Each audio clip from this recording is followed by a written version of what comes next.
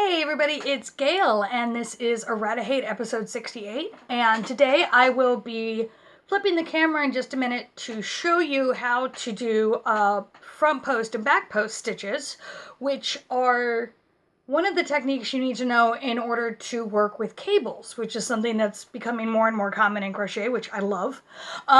So this is actually the first of two technique videos that is then going to be folded into episode 70, which is a how-to. You don't absolutely have to watch these to do the how-to, like it's not just, post stitches or cables or anything like that. But if you're wanting to kind of learn a new technique and have a project to do it on, this video, 69 and 70, will all kind of work together that way. So what I'm going to do is get the camera flipped and get all set up, and I have a swatch to show you before I start stitching with you. But also, if you glance down in the basement, there is a link to a Google Doc that will have a few swatches that you can use to practice with outside of watching me do them on video. And so they're in charts, and the charts are labeled with the correct stitches, and it's just a good way to get a little practice if you're wanting to work on it a little more after you watch this video. And then next week, I will have another document so that you can work a little bit with this very, very simple cable pattern I came up with, but we'll get there. For now, let's do post stitches. Okay, we are back with the camera turned, and so what I have in front of me here is a little swatch that I did to show you what those post stitches look like, and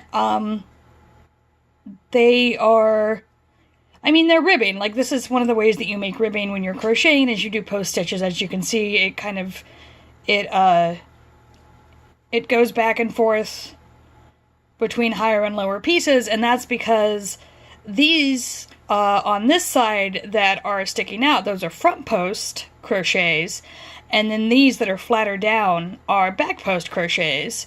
So this is a front, this is a back, this is a front, this is a back, all the way across.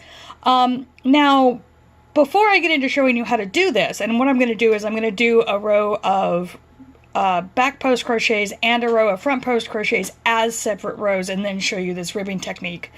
The thing you need to know is that the terminology is actually a little bit backwards for post crochet. So this is a front post crochet, but it's called that because by the time you finish making the stitch, it is wrapping up and around the front of the post. But in order to do that, you start by going behind the post. And I'll be showing you how to do that, don't worry. But it was something that threw me off for a while, and as you know, if something threw me off, I like to let you know about it. So the first thing we actually need to do, and you can see it down here on this first row, is we need to do a row, we need to do a chain and then a row of double crochets. But I've already done that, because that's just what I'm like, so I've got that to start with. This is my starting point. So what I'm going to do now is I'm going to chain 2, and chain 3 is fine. Doing the stacked single crochets is fine, just whatever you do to start a double crochet row. Going to skip this first stitch, as you always do, and then the first thing I'm going to do is a back post double crochet. So we're going to do a row of back post double crochets, and the way that you do that, I have found the easiest way, is to pull the stitch that you need to wrap around. You're going to yarn over, and you're going to work your hook so that it's through the post, which is where the name comes from.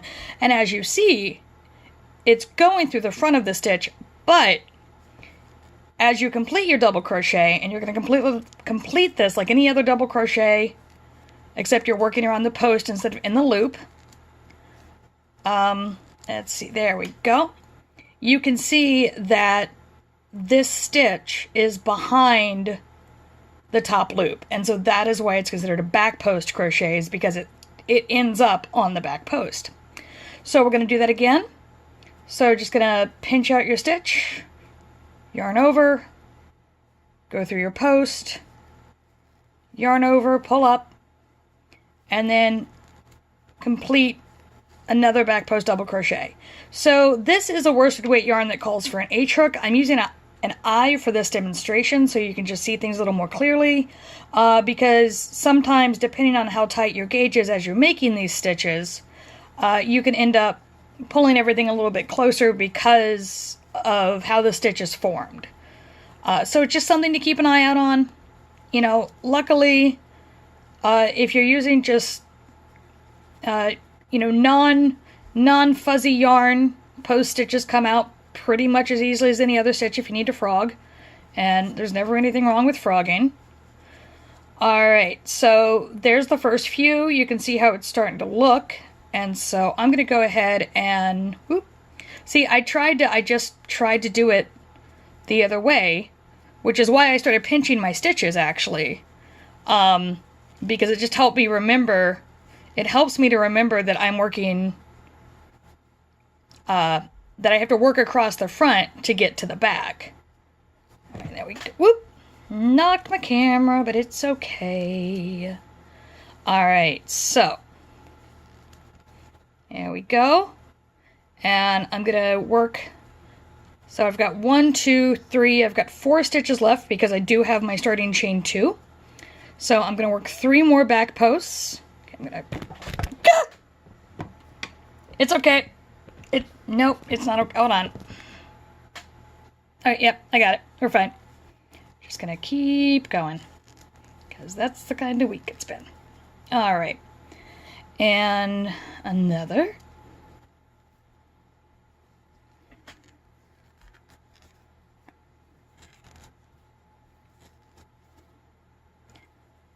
And one more. Yeah, come on. And then to end off the row, well, if I can finish, it has been like this all week, you guys. One project after another. Alrighty, so now I have this starting chain 2 from when I did my chains, and I'm going to come in, and I'm going to work, going to work into the top loop of that stack, of that chain 2, and I'm just going to double crochet at the end like you do when you come to the end of a row of double crochet on top of another row of double crochet. Alright, so that gets us our first row of post stitches, and those are back post stitches. And now what we're going to do is we're going to chain 2.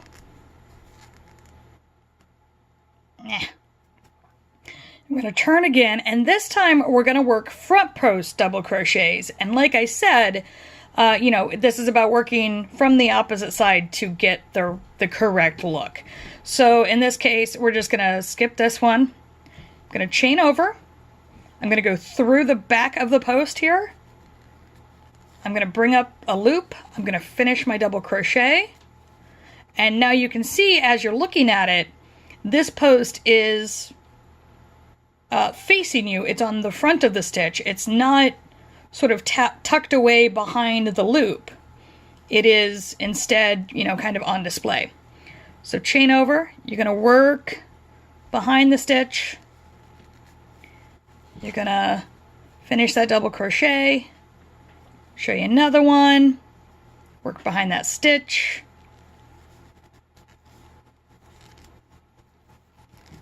Another double crochet, another one, go behind that stitch. And so there you have the beginnings of a good stack of front post double crochets. And the thing about it is you'll notice that because we're working this side of things, these are stacking on top of these other, the original back post crochets, which from this side appear to be on the front. And so front and back is sort of determined by how you decide your work is going to look. Because, you know, this is what back post is going to look like if you do only back post, which is not something people generally do. And then for front post, you know, it's to do front post regularly for detail work like we're doing here, or like I'll be doing in episode 70. You are gonna you're gonna need to be alternating between front and back posts stitches as you're turning to make sure that the detail piece shows up on the correct side every time. All right, so another one. All right, and I'm gonna work my way to the end here, and I'm gonna do my final double crochet in the next, not the next stitch, in the chain 2 space. And then the next thing I'm gonna do real fast is just do a clean row of double crochets without any post stitches, so that I can show you how to alternate your stitches kind of on a clean canvas sort of situation. Whoops.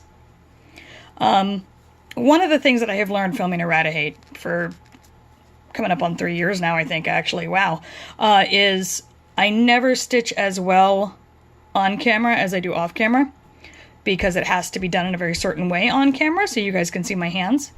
And when I don't have to worry about people seeing my hands, I don't drop my yarn nearly as often. All right, so fun story.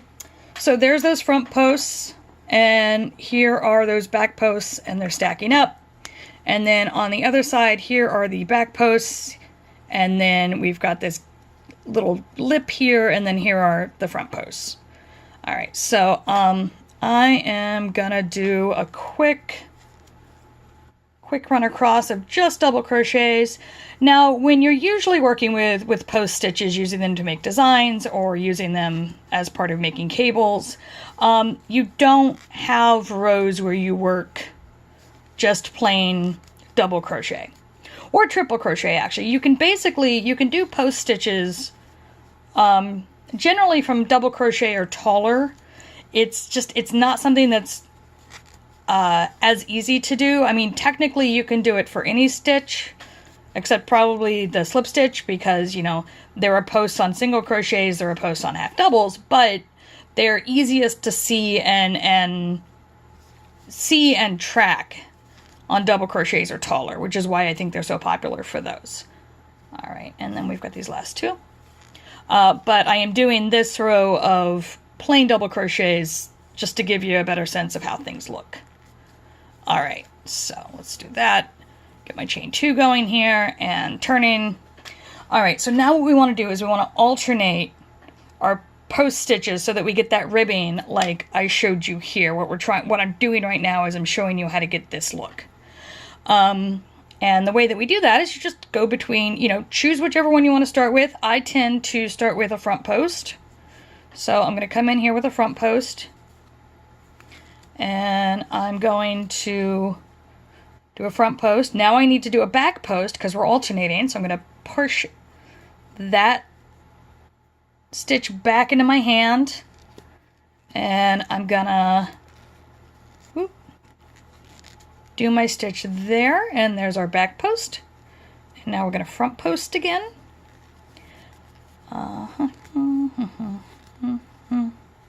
Gonna back post again, and I'm gonna do this all the way across. Now, the great thing about post stitches in crochet is that you generally don't have to keep count. You don't need, you know, an even number of stitches or an odd number of stitches or X number of stitches plus whatever. My recommendation is that you always have enough stitches, is that you plan your use of post stitches with the idea that your first stitch in a row and your final stitch in a row will be a regular double crochet. It just keeps things lying nicer. It makes it much easier to seam things. And it's also nice to have that tiny break at the end of a row where you can just, whoop, there we go. Let your hands rest for that tiny bit, because this can become a very pinchy sort of work. All right, and now we're going to finish on a front post, and then we are going to yarn over. Whoop, there we go. Go into the loop, pull up the loop, and finish off that row. Okay, so there is our first row of ribbed crochet using post stitches. And of course, to keep doing the ribbing, what we need to do is make sure that our front post stitches, as we've defined them here, keep pointing this direction, for lack of a better term, sorry about that, on every row, which means that when you turn to start working again, where you had a front post double crochet on the previous row, you're going to want to do a back post so that the posts are going to line up on top of each other to give you that correct ribbing look. And that means when you come into the previous back post stitches, what you want to do is work them as a front post. And so if you're working on any project that you see and they have a certain number of posts to get a certain look, you definitely want to be keeping count. I have flubbed more than one post stitch design by losing count and just kind of going on autopilot, and then the circle was not quite so circular by the time I was done. But you know, that's all part of the process. Like I said, this stuff, these stitches, as long as you're not using a fuzzy yarn, are gonna be frogged about as easily as any others. Another reason I really like this stitch is how easily I can fix it. The first time I ever learned them, I decided the best way to learn and get really good at it was to make a dress. And I did. However, I'm not sure that was the best way to learn it. So, coming to the end of this row, ending on a back post double crochet, which is correct because the first post stitch on the previous row was a front post. So now I'm ending with a back post. And I'm going to work right in the loop here. And come on, I believe in you. Come right up. There we go. Okay, so there's our little sampler square. You can see the defined ribs that are going on here, which is great. Couple of more things before I send you off into the wild. First of all, if you want to have a raised pattern like down here, but you only want it on one side, all you got to do is just keep making sure that all your stitches are in, all your posts are ending up pointing the same direction when you're done, that you don't have these dips. And the other thing is when you do that, so as you can see back here, we've got this piece that's showing us that we've got different rows. And what's happened here is that it all becomes kind of one alternating piece. This up here is going to be twice as thick as what the yarn already was because you're working back and forth across the yarn all the time. You're constantly wrapping it around itself and keeping this post forward. So when you're using when you're doing post stitches and you're using a worsted weight or above, things can get very warm very quickly. And I just always like to give that note. The dress that I mentioned making, I made it out of sport weight, but by the time I was done with it, it was basically a worsted weight dress because it was all alternating rows of alternating. It was ribbed. Words. And so it definitely was heavier than I was expecting, and it was definitely warmer than I was expecting, whereas if I had done something more along the lines of this, where I was doing it so that it all stayed on one side, you do still have to contend with this. This is just part of what it looks like, but it's probably not going to be as sweaty. So anyway, on that lovely note, that is the end of this tutorial, and next week I will have a very simple cable pattern to show you using post stitches, much like we just did here.